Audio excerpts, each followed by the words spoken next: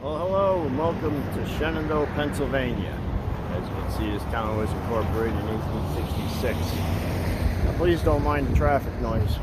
What I'm doing here is they're doing road construction. And what I want to do is show you something.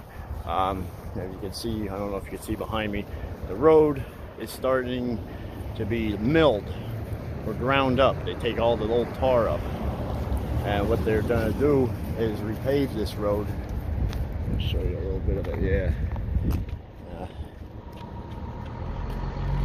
There's still traffic now. They're doing this mostly at night.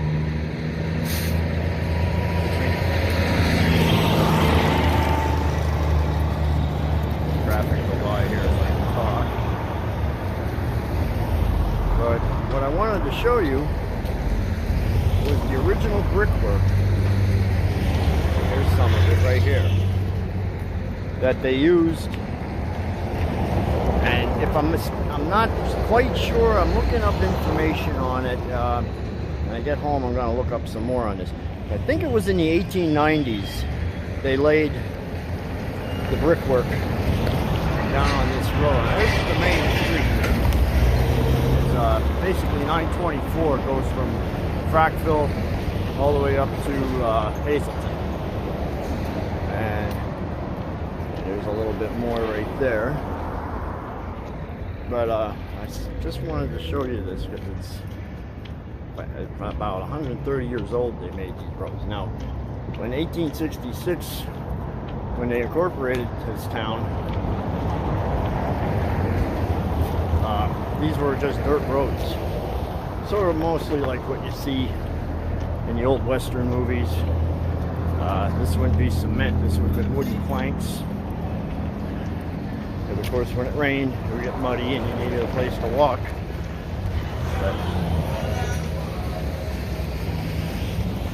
let me get up here a little farther away from traffic and I'll show you a little more. Yeah, all along here, you can see it's not entirely exposed, but most of it is. And if I can figure out, I'll put a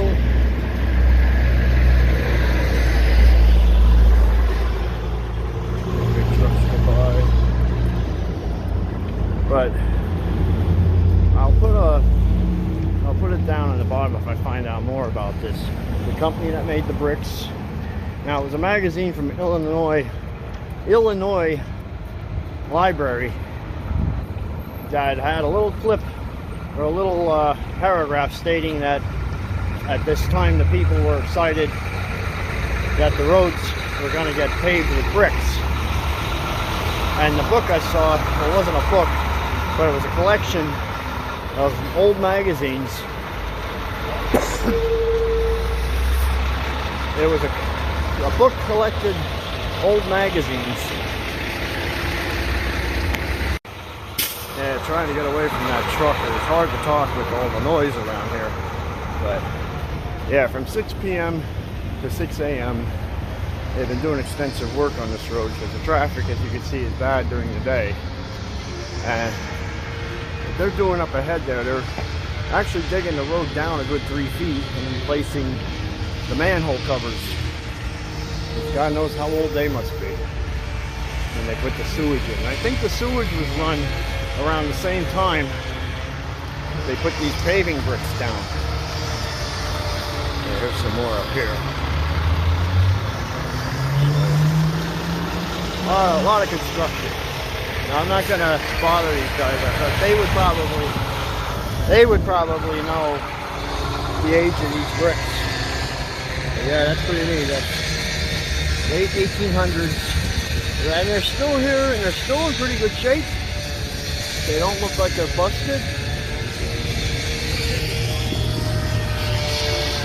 Yeah, about as far as I can get to show you. But yeah, that's what they're doing here. They're repaving the roads. They're really doing a good job. I mean, they put these new lamp posts up, new sidewalks in, and I don't know if you can see right here. This barrel here with the bolts around it. Don't mind the saw running. They're going to put new traffic lights in, and they're probably going to be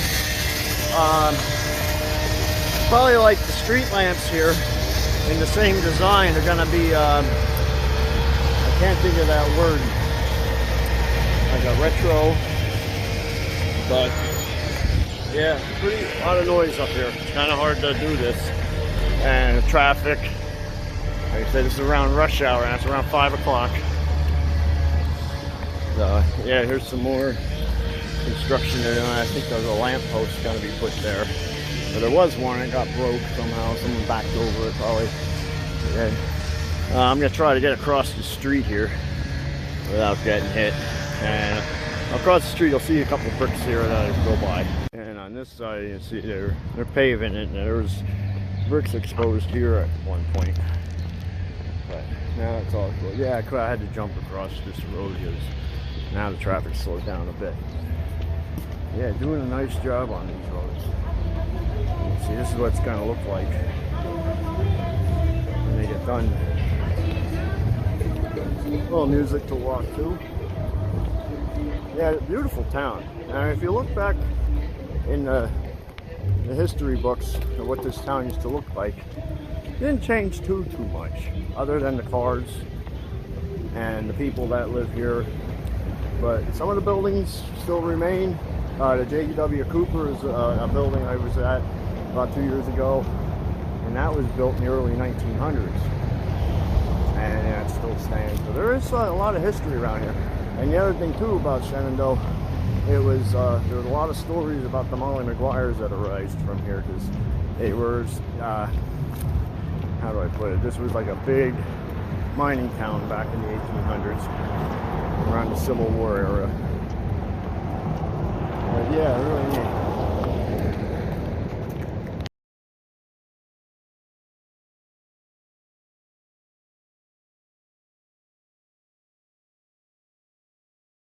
Yeah, right here is one of the old buildings. I'd have to look up what year this was built. It's Louis Arnoff Warehouse. Fine rugs and carpets, flour and feed. This building looks like it was reserved. I won't say restored, but they painted the sign, and it was faded, but they redid it. Did a beautiful job. Try to keep the natural patina. Oh, there's another sign behind that tree.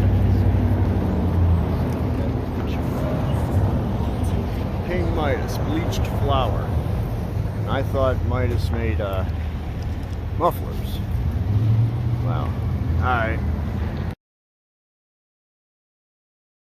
Oh, that's weird. There's a nice old cast iron radiator sitting outside here. That's the hardware store. But yeah, I wonder how old that must be. But yeah, there's a Mark's Hardware right here. And the businesses down here got... Now I want to go down a little ways, because there used to be a trolley that ran through this town, and I might be a little late with that. As you see, they paved half the road here. The southbound lanes of 924 are paved. Yeah.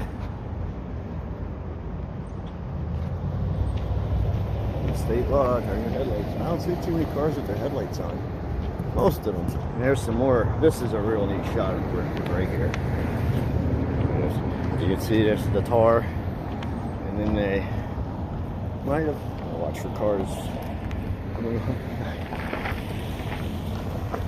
And you can see the old cement curbing, some of the, now I don't know if this was what the original roads were before they paved, or before they bricked them, but you can see it. It goes, bricks ended right here on this little alley, and up there was, one block up from here was St. George's Church that they got torn down.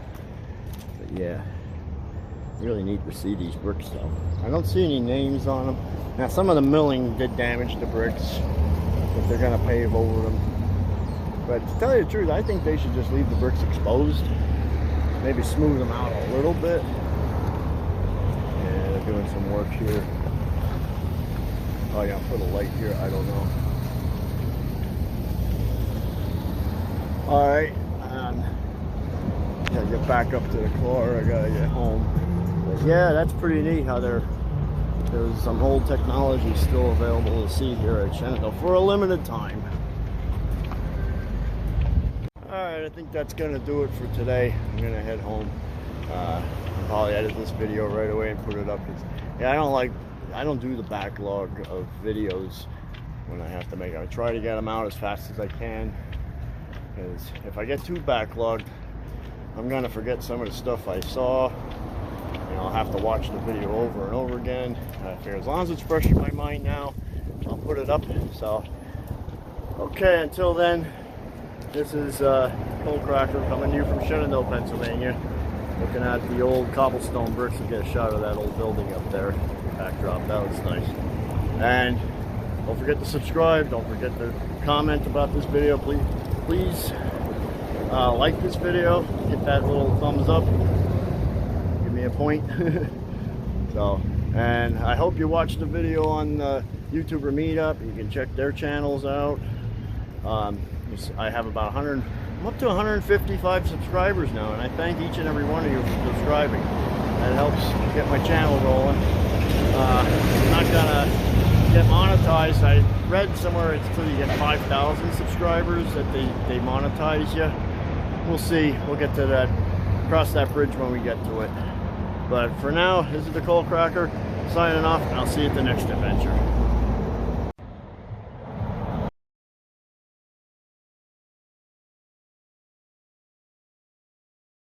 Whoops, well, it pays to ask some local. I just went in the hardware store. I needed some epoxy to fix something, and I asked a guy named Joe who works there. He said, yeah, there's an article in the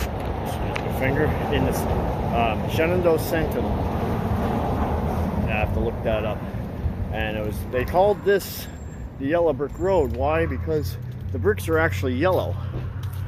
And if I get any more information, I'll post it up on this video underneath about what the material was they used in the bricks, where the bricks came from, and, well, there's the sun, and the exact year these bricks were put in, and the company that did it.